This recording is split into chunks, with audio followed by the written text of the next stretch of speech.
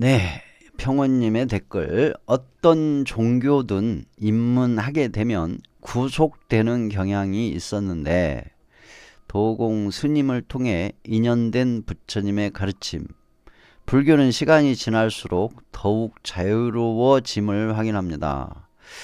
이것은 아주 큰 차이점입니다. 제 자신 스스로 자유로워져요. 예, 석가모니 부처님의 가르침의 의중은 그것이 첫 번째라고 저는 불교 교리 공부를 하면서 느낀 점이거든요. 그러니까 부처님께서 경전을 만들어 놓지 않고 열반에 드셨잖아요. 근데 그 공부를 많이 하신 불교 학자분들의 얘기를 들어보면 석가모니 부처님 당시에 그 제자분들이 많이 건의를 했대요. 경전을 만들어 놓으면 어떻겠습니까?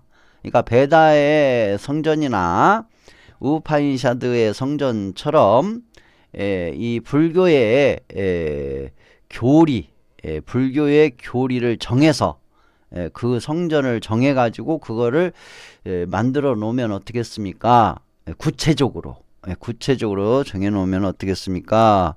그러면 우리들이 겸허히 받들어서 스승님의 가르침을 잘 받들어서 그걸 잘 암송해 가지고 후대에 정확히 전달해 주면 어떻겠습니까? 라고 건의를 많이 하셨대요. 근데 부처님께서는 그걸 원치 않으셨대요. 그걸 원치 않으셨대. 왜냐하면 어떠한 걸 정해놓게 되면은 그 규칙에 얽매이게 되거든요. 그 규칙에 얽매여서 결국은 사람을 위한 규칙이 아니라 규칙을 위한 규칙이 돼 버리거든요. 예를 들어서 정확히는 저는 잘 몰라요. 저기 뭐야 그 이슬람, 이슬람 쪽의 그 성전에 여자는 히잡을 쓰게 돼 있대요. 근데 그 이슬람 성전이 만들어진 그 시대에는 여자가 히잡을 쓰는 것은 여자를 위한 내용이었었어요. 여자를 위한 내용. 왜냐하면 거친 사막의 모래폭풍 같은 것을 것으로부터 안전하게 보호하는 것이 히잡이거든요. 실은 여자들의 히잡이에요. 남자들도 평소에 일을 하다가 모래폭풍이 오면은 머리 두건 있죠. 이거를 해가지고 눈을 다, 입을 다, 입을 다 가리잖아요. 그러니까 그 척박하고 뜨겁고 모래 폭풍이 있는 그런 사막에서 아이를 낳고 가정 살림을 하면서 아이를 잘 낳고 잘 기르는 그런 여성들을 잘 안전하게 보호하기 위한 목적으로서 히잡을 써라는 계율을 만든 거예요. 뭐 계율을. 예. 근데 그것이 지금 시대에 와가지고 지금 시대에 와서 도시 문명이 발달된 수도도 잘 나오고 건물도 좋고 모래폭풍도 바로 대피할 수 있는 현대 문명 사회로 도시로 발달이 된 도시 내에서 사는 여성분들한테는 그게 구속이 돼 버렸거든요. 그러니까 맞지가 않는 거죠. 에어컨 빵빵 나오고 먼지 하나 들어오지 못하는 그런 좋은 실내에서 주로 생활하는 이 시대에 히잡을 그렇게 쓰고 다니기라고 하는 것은 하나의 이제 구속이 돼버린 거죠. 안 좋은 것이 돼버린 거죠. 그런 것처럼 부처님께서는 이미 그 당시에 베다의 성전과 우파니샤드의 그 성전에 암송으로 이어온 성전이 있었어요. 특히나 이제 베다의 성전이 암송으로 이어져 오면서 그 브라만 사제들이 너희들은 베다의 성전을 애울 수도 없고 감히 너네들이 베다의 성전을 애워? 신분이 낮은 것들이 그러니까 베다의 성전이 초기에 만들어진 의도와는 달리 1000년 1500년이 흘러오면서 인도에서 흘러오면서 브라만 사제들의 권위와 탐욕을 채우는 예, 권위와 탐욕을 채우는 목적이 돼버린 거예요. 예, 수단이 돼버린 거죠. 목적이 아니라 수단이. 그래서 그 수단의 모습을 부처님께서 보시고 나는 당신은 절대로 그렇죠. 예, 종교의 수단화가 돼버리고 의례의식이 종교의 수단으로서 이제 그렇게 된 거죠. 그래서 브라만 사제의 그 권력과 명예와 재물, 예, 다 갖추게 된 거예요. 그래서 그 횡포가 굉장히 심했었어요, 사실은. 그런 것을 부처님께는 다 보시고 절대 그렇지 못하도록 불교의 교리, 부처님의 가르침을 정형화되고 획일화된 것으로 딱 정해가지고 그렇게 해놓지 않고 가셨어요. 예. 그래서 사실은 석가모니 부처님의 가르침의 그 의중은 우리를 자유롭게 하는 거였거든요. 예, 우리를 자유롭게 하는 거. 그리고 현재의 괴로움, 현재의 이 괴로움으로부터 벗어나게 해주는 게 1차적인 어떤 가르침이었고 목적이었다고 보시면 돼요. 예, 저는 그 의중이 보였어요. 이 경전 공부를 하면서 그게 보였고 저 자신도 사실은 석가모니 부처님의 그 가르침이 저는 너무너무 고맙고 감사했어요. 자유로워지라는 거, 자유롭게 해주는 거.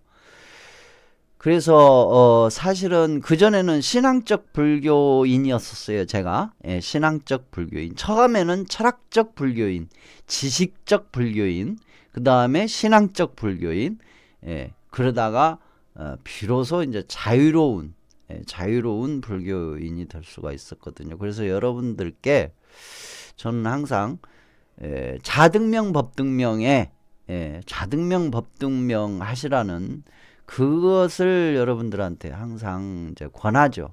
그래서 경전에 대한 얘기를 할 때도 항상 여러분들은 경전에 구속된 사람이 되지 말고 경전을 참고로 하는 사람이 되라.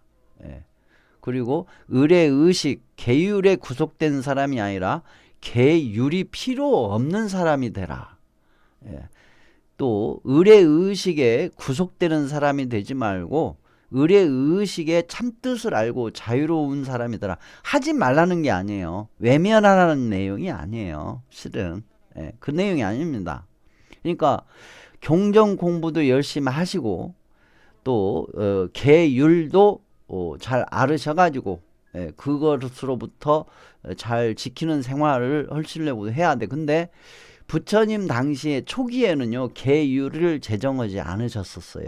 왜냐하면 계율이 필요 없는 제자들만 있었어요. 그때는 다 잘해, 말하지 않아도, 계율로 정하지 않아도 다 잘 하셨어요. 알아서들 잘 하신 거야. 근데 언제부턴가 수준이 낮은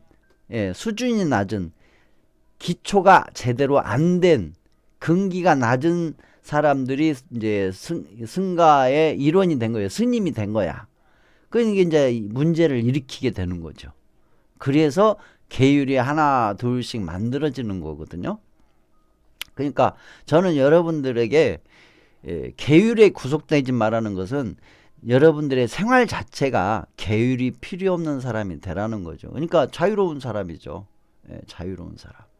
계율 때문에 라고 하는 사람은 아직 자유롭지 못한 사람이고, 나는 계율이 필요 없어. 예를 들어서 제가 술을 못 먹어요. 그럼 술 먹지 말라는 의사 선생님의 말이 저한테는 필요가 없잖아요. 원래 안 먹는 사람이니까.